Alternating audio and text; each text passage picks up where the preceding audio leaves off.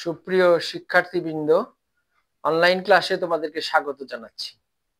Polytechnic institute শিক্ষার্থী যারা, বিশেষ করে দ্বিতীয় পর্বের, তাদের বাংলা দ্বিতীয় পত্র এই বিষয়টি নিয়ে আমরা আলোচনা করছি।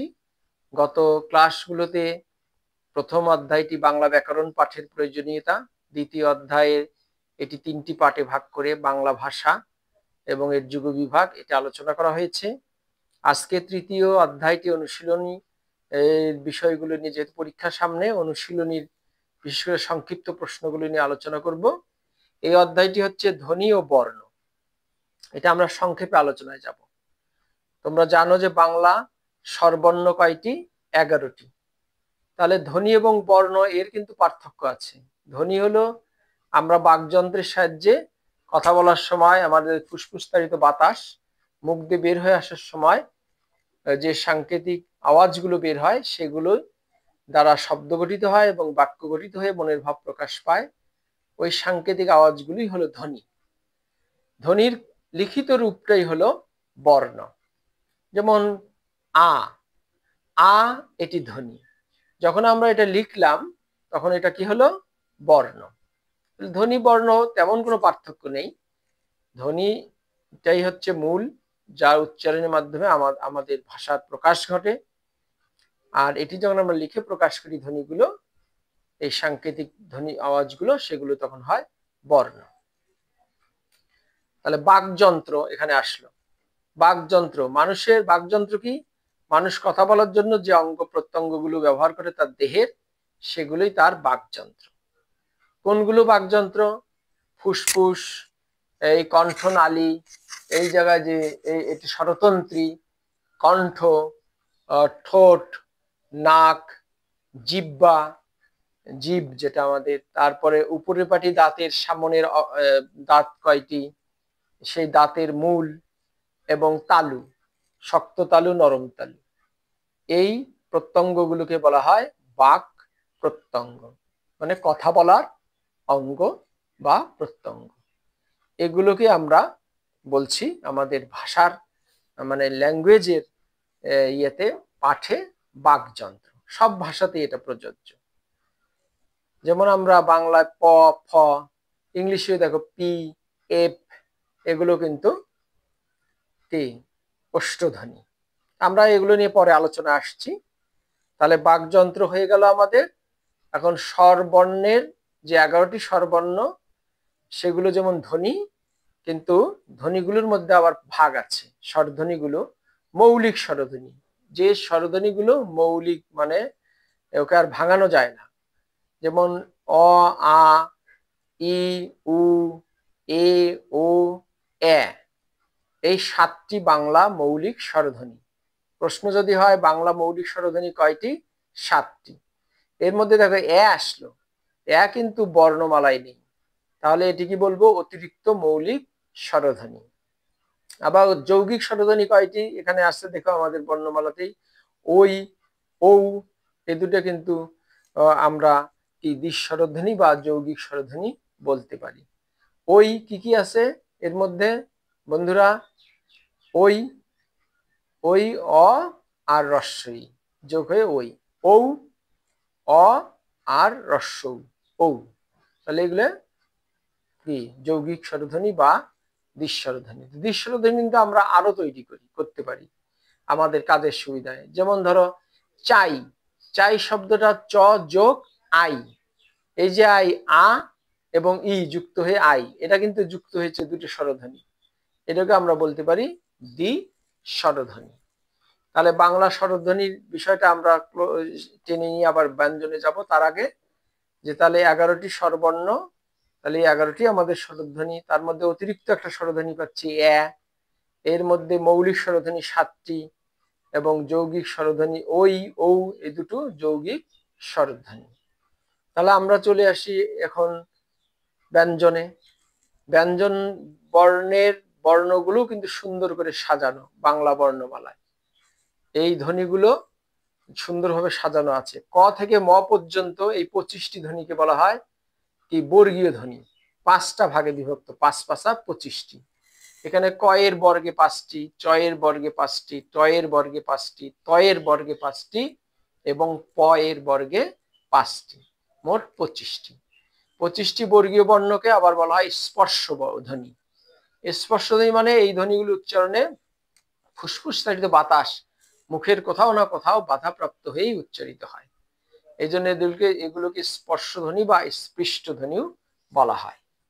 এই সাজানো 25টি, দেখো কয়ের যে 5টি, এই ধ্বনিগুলো সতর্কভাবে উচ্চারণ করে দেখো। এই উচ্চারণের কণ্ঠ, ফুসফুস চালিত বাতাস কণ্ঠে বেশি বাধাপ্রাপ্ত হয়, এরা কণ্ঠধ্বনি বা জীবের মূলটা চেপে আসে, কণ্ঠধ্বনি এরা। তারপরে চ, ছ, জ, ঝ, ইয়, এদেরকে বলা হয় তালব্য ধ্বনি।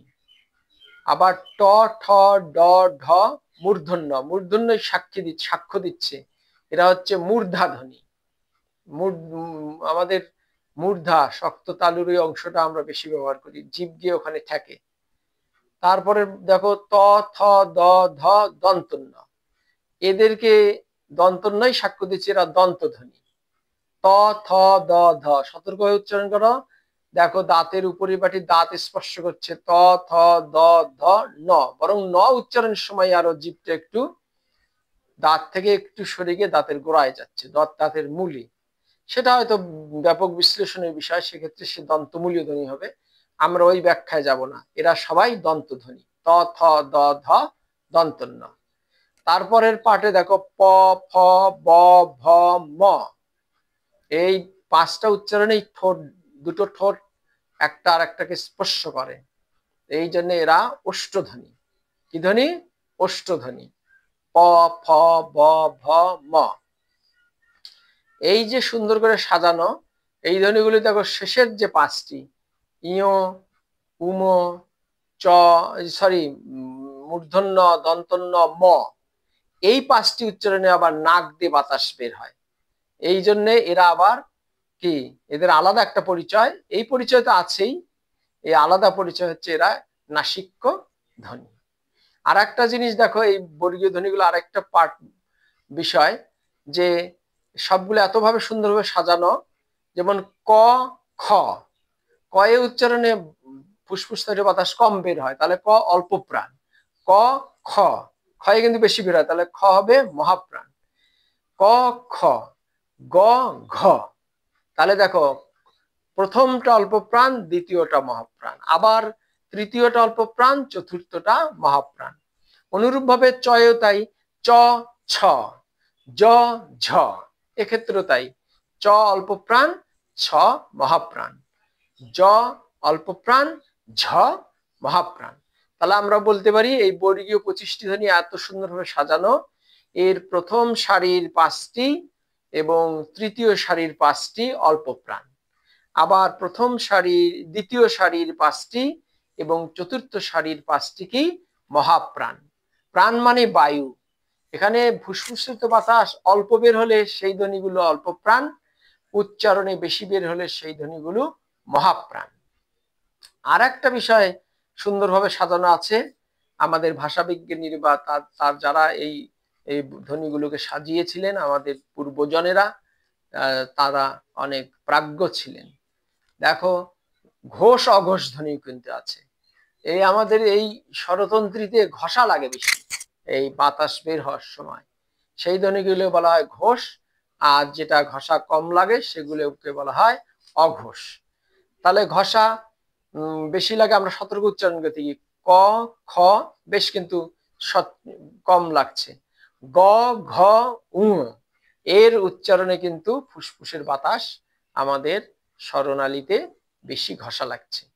তাহলে প্রথম সারির এইভাবে কিন্তু চ, প, টর সব বর্গেরই প্রথম সারির এবং দ্বিতীয় সারি এরা হচ্ছে অঘোষ ধ্বনি, আর তৃতীয়, চতুর্থ, পঞ্চম হলো ঘোষ ধ্বনি। মনে থাকবে, প্রথম 2 লাইনের গুলো অঘোষ, শেষের 3 লাইনই ঘোষ। আর মহাপ্রাণের ক্ষেত্রে কিন্তু অন্যরকম, যে প্রথম আর তৃতীয়টা মহাপ্রাণ, আর দ্বিতীয় সারি এবং চতুর্থ সারি হচ্ছে